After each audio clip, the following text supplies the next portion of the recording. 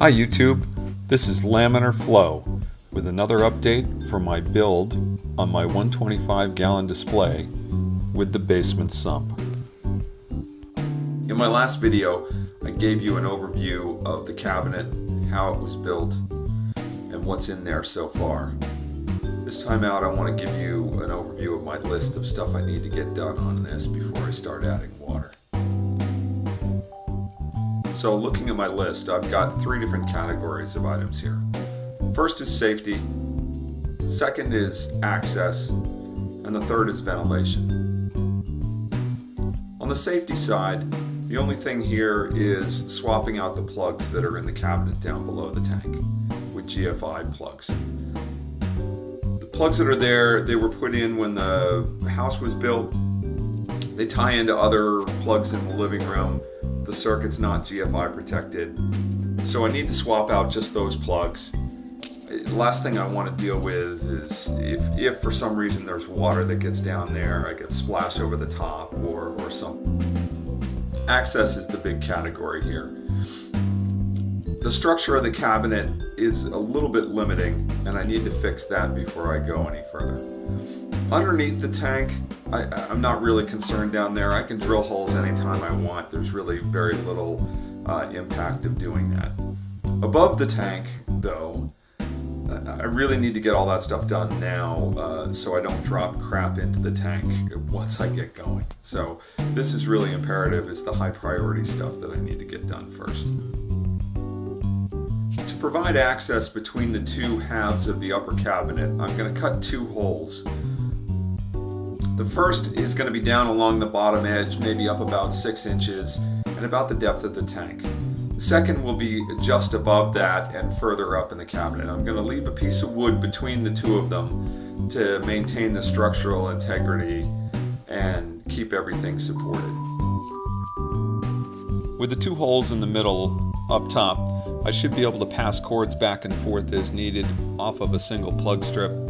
I can also hang a larger light that would stretch further across than the small 2-footers that I have. So if I wound up with a 4-foot light fixture, I could still hang that inside. On either side of the tank, I have a need for access as well.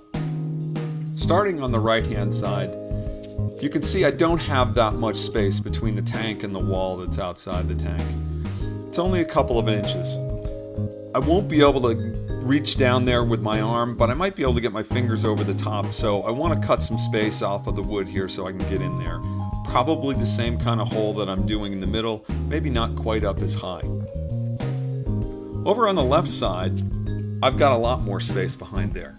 In fact, in my first video, Reef Girl made comments wondering if I had a special trap door to get in there. I wish I did. No, I don't. But there's several inches behind there, and I definitely need to utilize that space. Taking a closer look at what's behind there, looking down first, you can see I've got space all the way down to the floor. This is going to allow me to actually cut a hole underneath the cabinet as well. I can use that space to pass a wire up and around from the side of the tank rather than up over the back. Looking up, you can see that the chase here goes all the way up to the ceiling. It's up at the very top of the bookcase. You can also see that there's a gap between the bookcase and the wall of the living room. That gap, it's about 8 inches because the bookcase is only about 12 inches deep. So that 8 inches is going to be useful for me as well. So the left-hand edge of the cabinet, it's going to get a cutout very similar to what's in the middle, but just on the bottom piece. I'm not going to cut out another big piece up top. From that picture looking up in the chase, noting the gap behind the bookshelf above, that takes me to my third category. Ventilation. Two concerns in terms of ventilation. The first is moisture and the second is heat. Moisture is something that I've been worried about for a long time, which is why I painted everything in here way back when I created the structure and the cabinet. Heat is less of a concern now that we've got LEDs, but I think having a plan to deal with it is important too. Knowing I've got an 8-inch gap behind the bookcase above the hood here, this gives me the opportunity to cut a ventilation hole on each side of the cabinet to vent air out and up into the bookcase behind. Now I want to draw the air out of there, I don't want to just leave it in there, so I'm also going to cut a hole way up at the top and install a fan up there. The value of putting the fan at the top is hopefully I won't have to listen to it as much and it'll be quieter in the living room. The last item on my list of stuff that needs to go in before too long up top was to make covers for the corner overflows. Someone mentioned this, I read it somewhere at some time, that this is a really important thing to have. Number one, to keep fish from jumping in or snails from crawling over and plugging your overflows. But number two, also to make sure that they're non-opaque so that algae won't grow inside the corner overflows.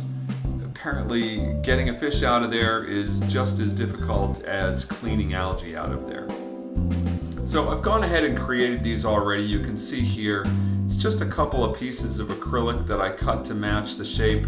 I glued 2 of them together in a stack, just slightly offset, so it sits flush to the top of the corner overflow, as well as sits tight on the corner rim of the tank.